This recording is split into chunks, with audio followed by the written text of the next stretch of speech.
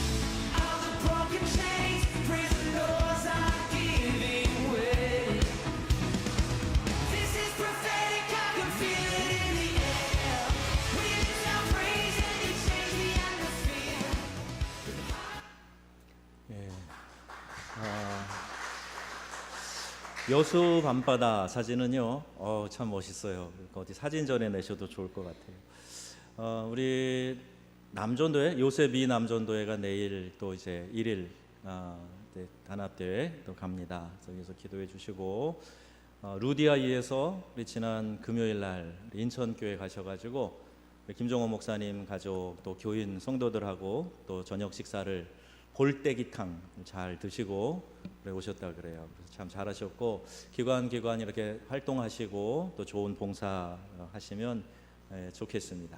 자, 옆에 있는 분들 쳐다보시면서 인사하겠습니다. 저 때문에 행복하시죠? 그렇게 인사하세요.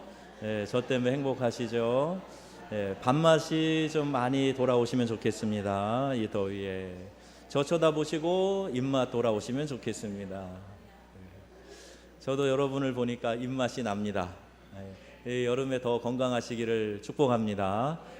오늘 오후 설교는 주일 오전 예배에 우리가 함께 보는 야고보서 강해 오늘 설교를 준비를 했는데, 우리 오전에 특별히 오늘 해방 기념주일, 광복 기념주일이어서 설교를 오전 예배 설교를 2편을 준비하게 됐습니다. 그래서 오후에 나오신 여러분들 수지 맞으셨습니다. 잘 들으시고 계속 이어서 야고보서 강해에 이어가겠습니다.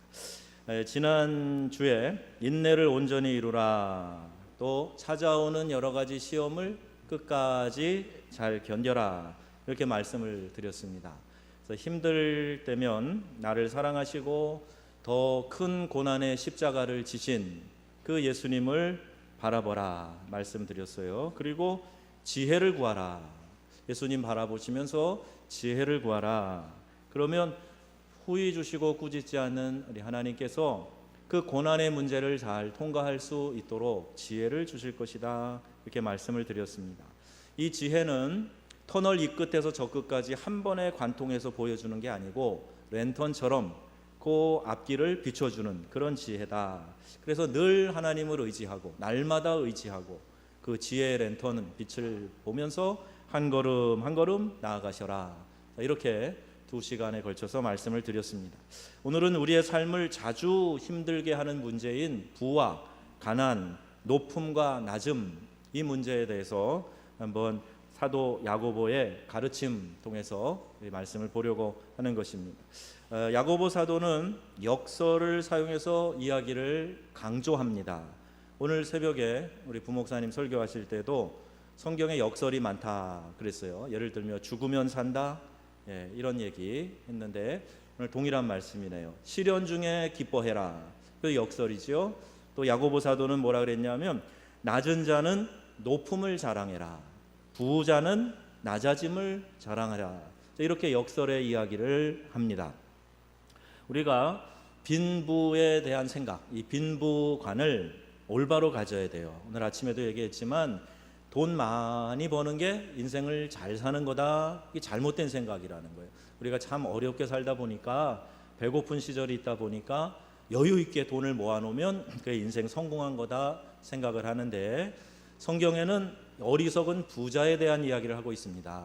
내 영혼아 내가 여러 해 쓸 물건을 쌓아놓았으니 평안히 먹고 마시고 즐거워하자.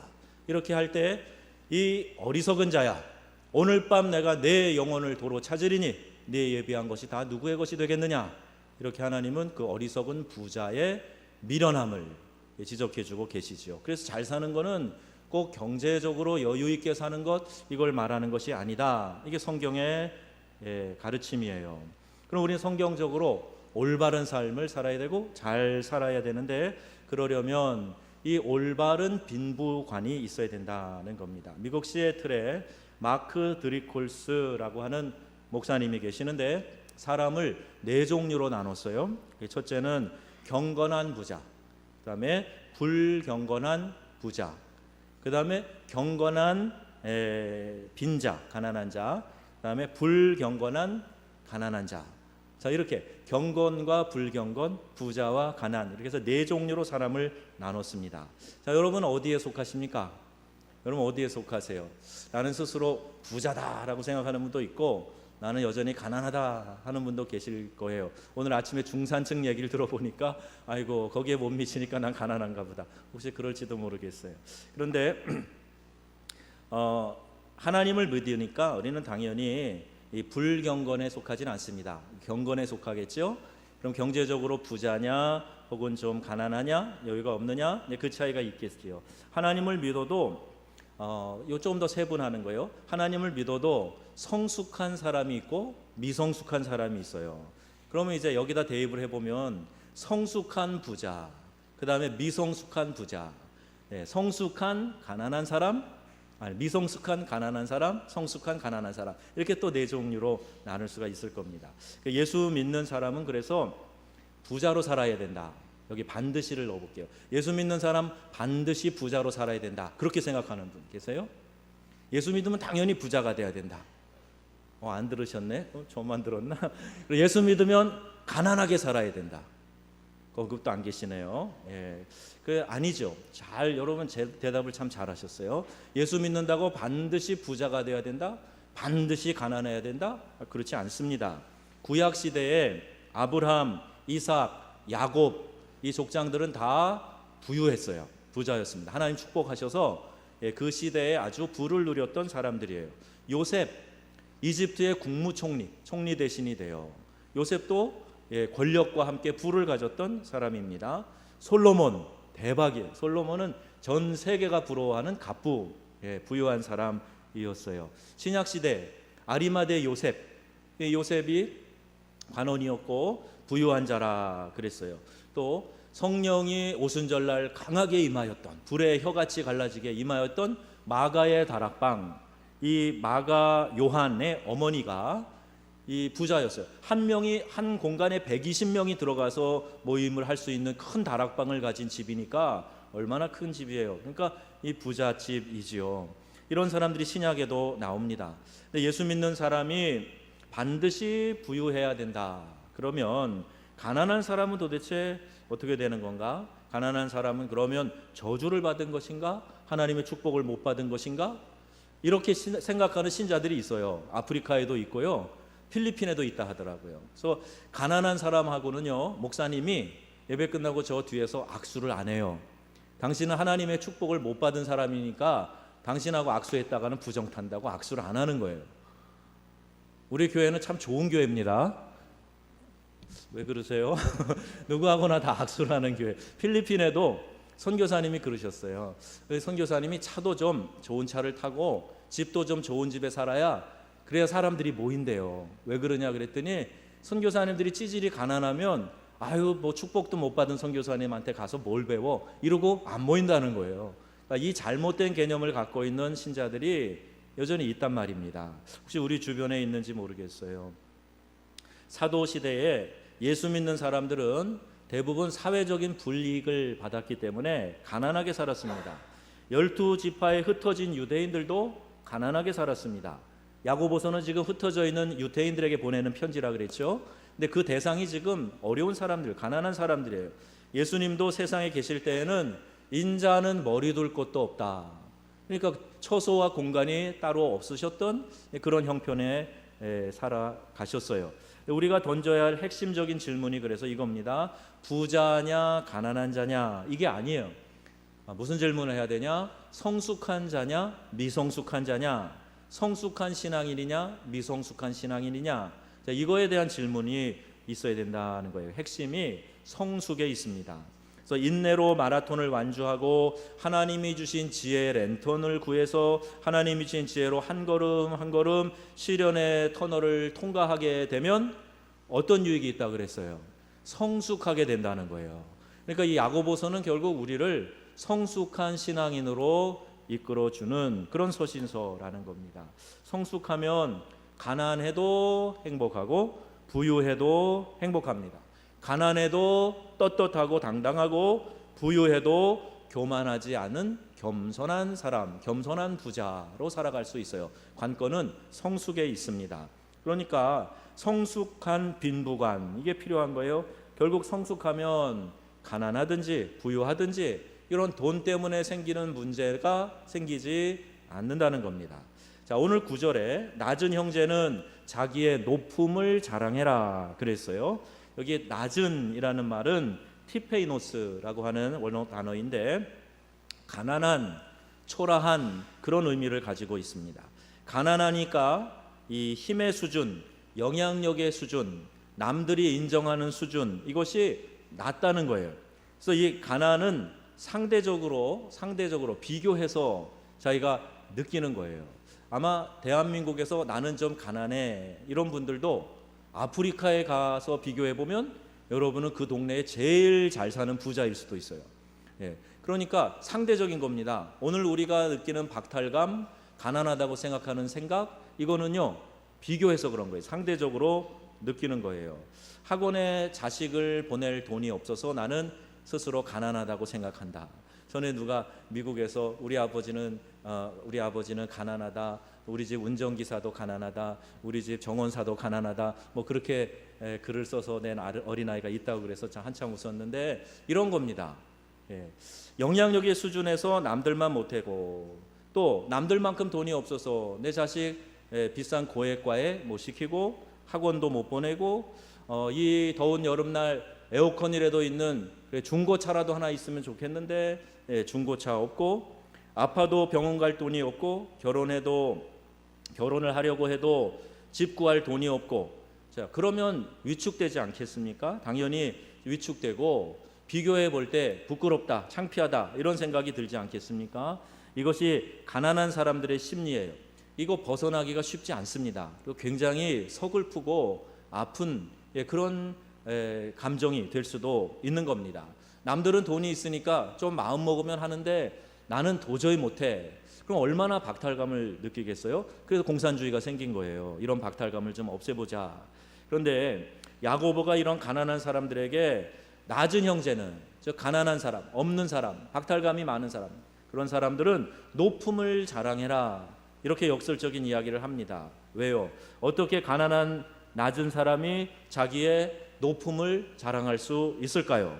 그 비결이 1절에 나와 있습니다. 1절에 그냥 인사말 같아요. 그런데 하나님과 예수 그리스도의 종 야고보, 이렇게 자기 자신을 소개하고 있어요. 하나님과 예수 그리스도의 종 야고보, 즉 하나님과의 관계에서 내가 누구냐 하는 것을 야고보는 깨달았고 그것을 지금 다른 사람들에게 나라고 소개하는 거예요. 여러분 명함에다가 나는 누굽니다, 어디 대표이사고요, 뭐고요, 무슨 회장이고요, 이렇게 써서 다른 사람들이 나를 알아달라고 주잖아요. 그런데 이 야고보는 지금 내가 하나님과 예수 그리스도의 종입니다. 그래서 하나님과의 이 관계에서 자기의 정체성을 찾고 그 이야기를 하고 있는 겁니다. 하나님과의 관계가 바로 나를 세워주는 거라는 얘기예요. 풍부에 처하든지 빈곤에 처하든지 하나님과 함께 할 때 하나님과의 관계가 내 자존심이 될 수 있다는 거예요.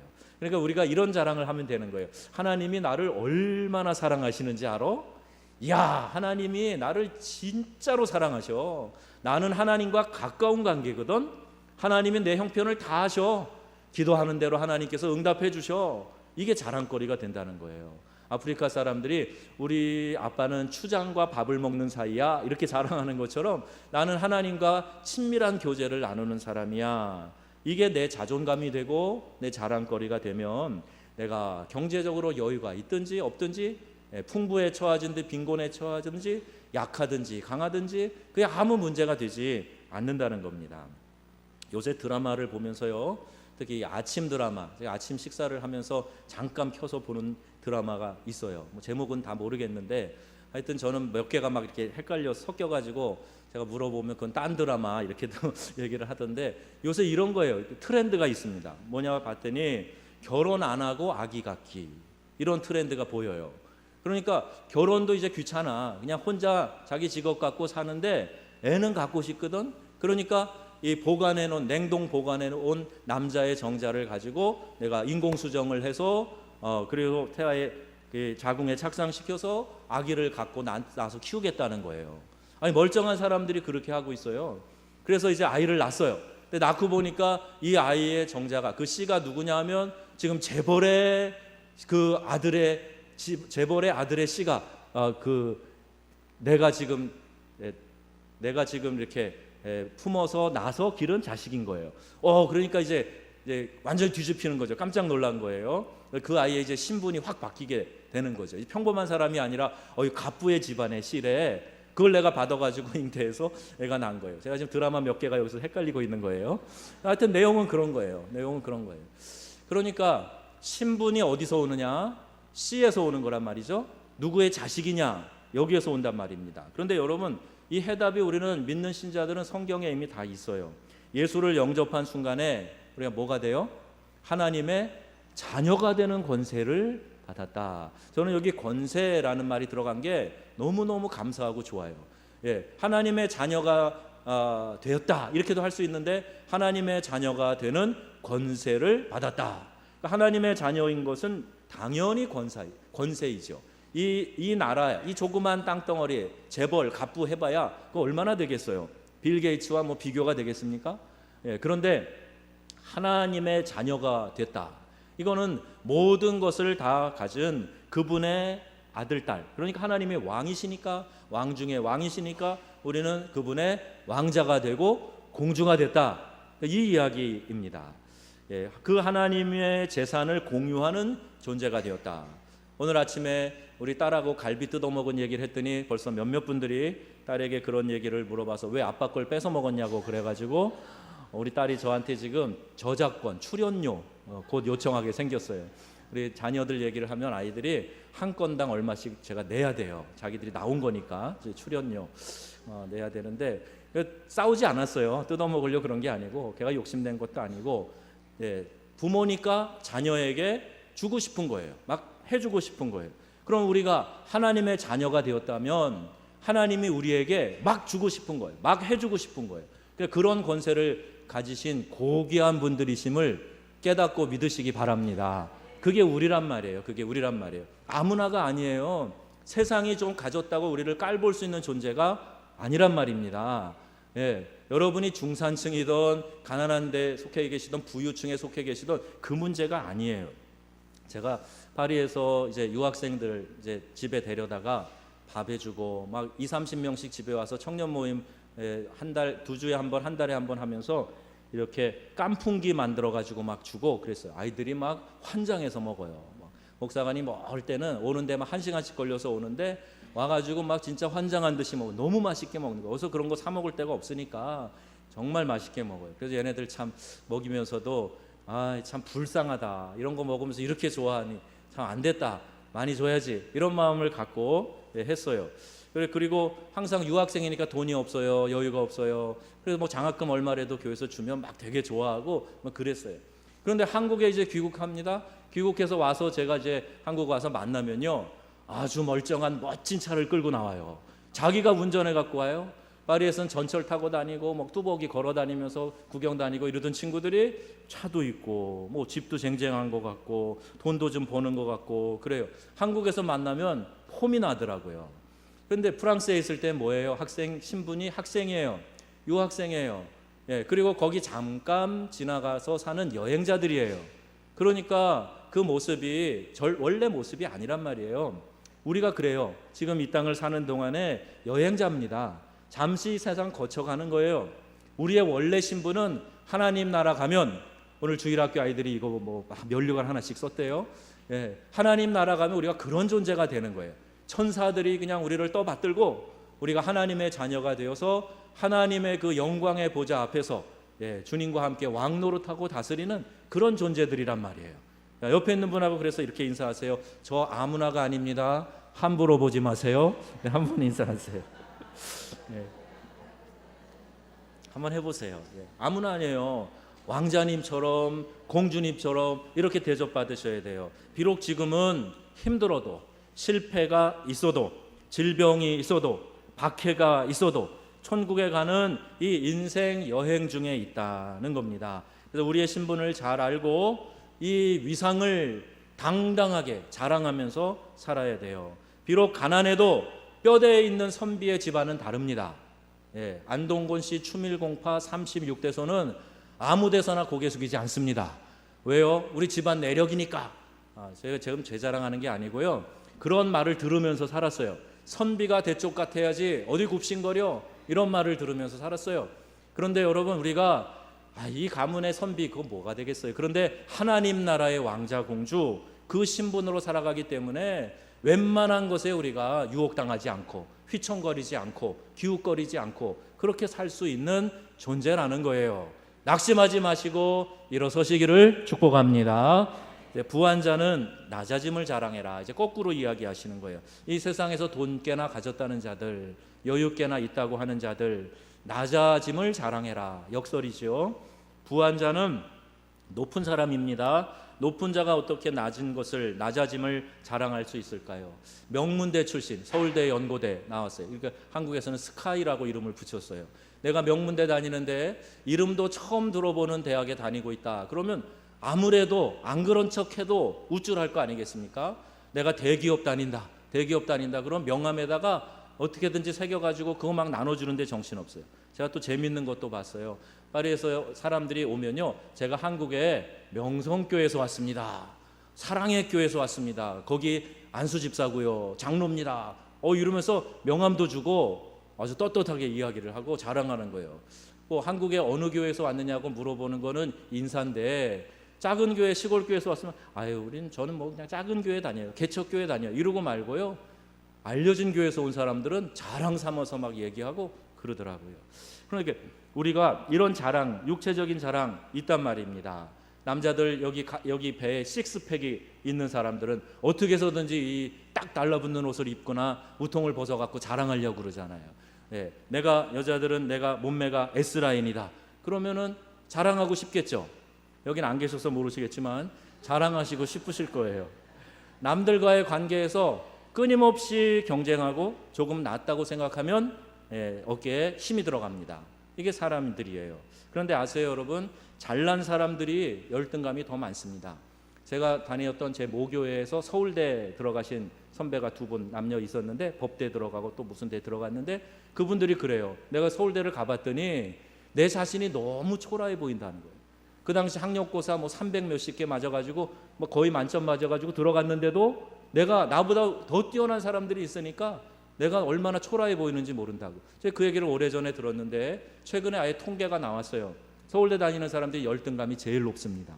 이런 비교의식 때문에 그런 거예요. 자기도 잘하는데 내 옆에 하도 뛰어난 사람들이 있으니까 비교당해서 그러는 거예요. 누가 제일 우쭐한 줄 아세요? 우물한 개구리가 제일 우쭐해요.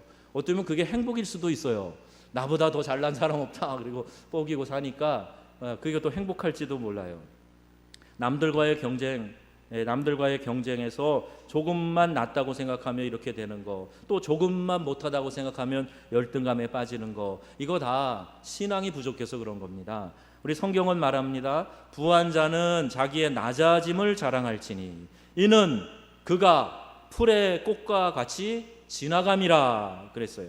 해가 돋고 뜨거운 바람이 불어 풀을 말리면 꽃이 떨어져 그 모양이 없어지나니 부한 자도 그 행하는 일에 이와 같이 쇠잔하리라. 여러분, 불을 좀 자랑하고 싶으세요? 풀이 햇빛이 쫙 날 때 말라버리듯이 금방 말라버릴 수 있다는 거예요. 그거 자랑하는 거 허탄한 일이다. 성경의 말씀입니다. 이 말씀의 핵심이 뭐예요? 다 지나간다는 거예요. 사람이 가진 것 중에 지나가지 않는 것이 없습니다. 그래서 권력은 10년을 못 간다. 그래서 권불 10년이라는 성어가 있어요. 권력이 10년을 유지할 수 없다, 이 이야기예요.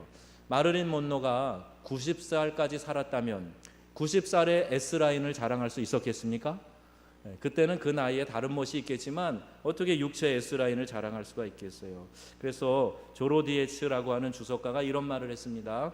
돈은 어디나 갈 수 있지만 어디나 갈 수 있는 만국 여건이지만 돈으로 천국만은 못 간다. 돈은 모든 것을 주는 만능 공급자이지만 행복만은 공급하지 못한다. 그랬어요. 그럼 공감이 되십니까? 이 공감이 안 되시면 여러분 좀 기도 깊이 하셔야 돼요. 돈이 있으면 행복하지, 돈이 있으면 내가 어디든 갈 수 있지, 천국도 아마 돈이면 갈걸, 이런 마음 가운데 계시면 여러분 회개하셔야 됩니다. 이게 잘못된 신앙이에요. 하나님의 시선으로 바라봐야 됩니다. 부유한 신자가 어떻게 낮아짐을 자랑할 수 있을까? 하나님의 시각으로 재물을 바라봐야 돼요. 하나님의 시각으로 권력을 바라봐야 됩니다. 하나님의 시각으로 인생을 바라봐야 됩니다. 저 떵떵거리고 저 힘 자랑하고 돈 자랑하는 저거 하나님의 이글거리는 태양 앞에 다 꽃처럼 금방 시들어버리고 떨어져 버린다. 이런 생각을 가져야 돼요. 이것이 낮아짐이에요. 내가 혹시 오늘 권력이 있고 부가 있다면 나도 금방 이거 다 없어지고 시들어버릴 수 있는 거기 때문에 내가 상대적으로 부유하다고 생각하면 이 말씀을 꼭 기억해야 됩니다. 모든 육체는 풀과 같고 그 모든 영광은 풀의 꽃과 같으니 풀은 마르고 꽃은 떨어지되 오직 주의 말씀은 세세토록 있도다. 아니 금방 말라 떨어져 버릴 걸 위해서 왜 목숨을 걸어요? 왜 그거에 모든 에너지를 다 쏟습니까?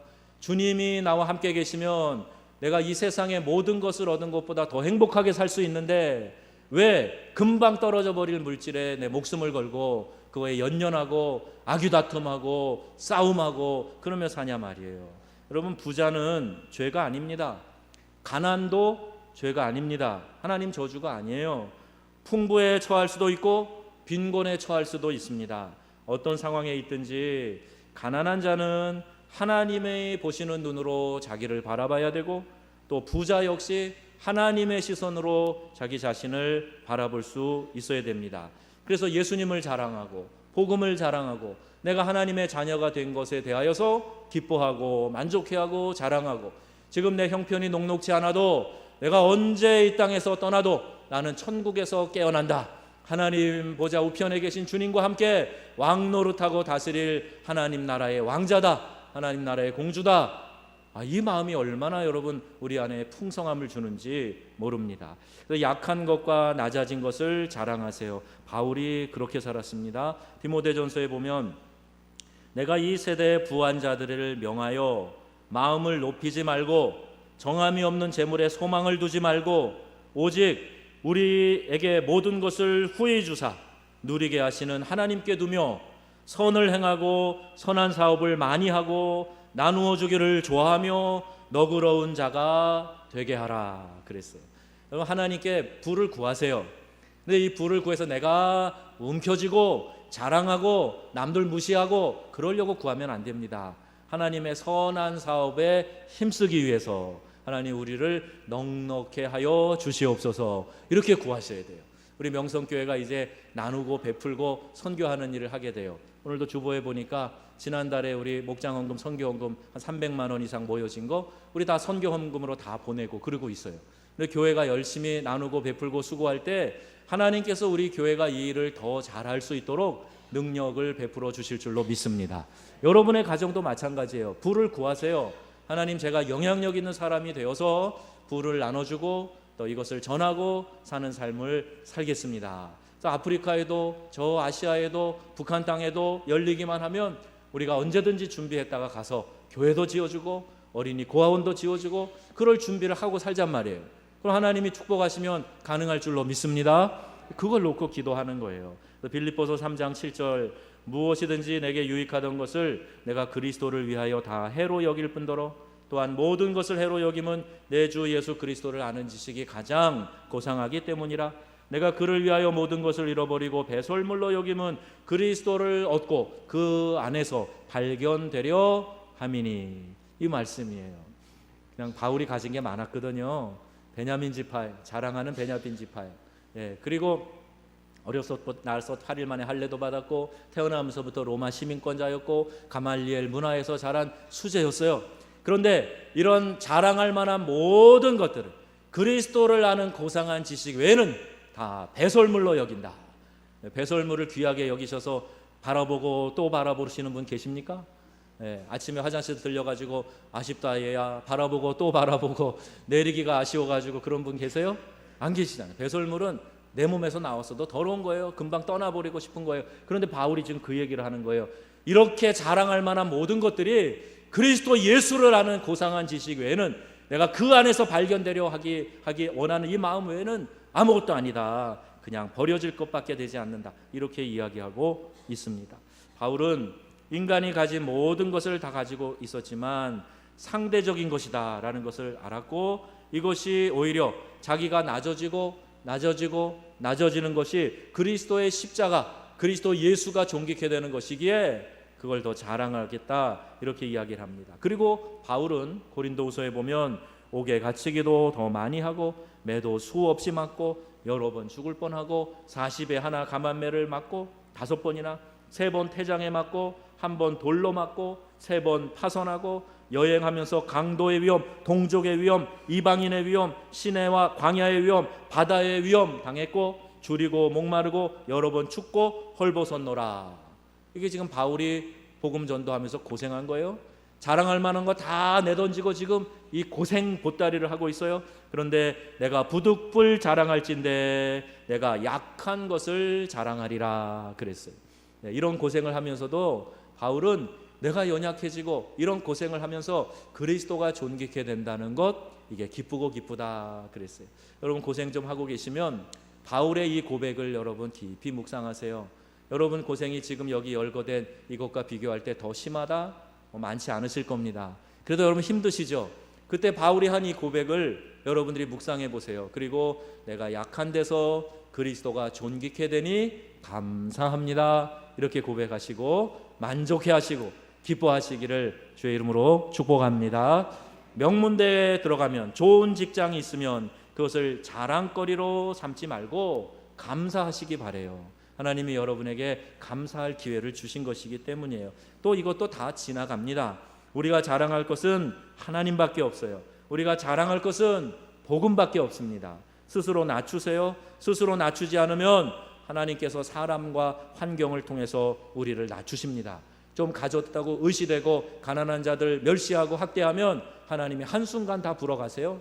그러면 여러분 우리가 움켜쥐고 모아봐야 아무 소용이 없습니다. 우리는 자신을 낮추어서 낮아짐을 자랑해야 돼요. 곧은 목은 부드럽게 하셔야 됩니다. 남을 바라보는 시선 부드럽게 하셔야 돼요. 하나님의 시선으로 가난한 사람, 초라한 사람, 병든 사람, 낮은 사람 바라볼 수 있어야 됩니다. 아무리 가난하고 낮은 신자라 할지라도 예수님이 그 사람을 위해서 십자가에서 피를 쏟으시고 대신 죽어주신 분이에요. 아무리 부족하고 아무리 삐쭉삐쭉하고 모자라고 그런 사람이라고 할지라도 우리 예수님이 그 사람 때문에 대신 십자가의 고통을 당하고 죽어주신 거예요.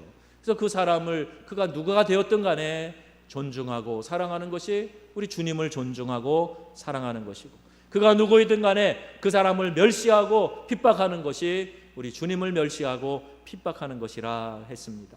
여러분 우리 하나님은 공평하신 하나님이세요.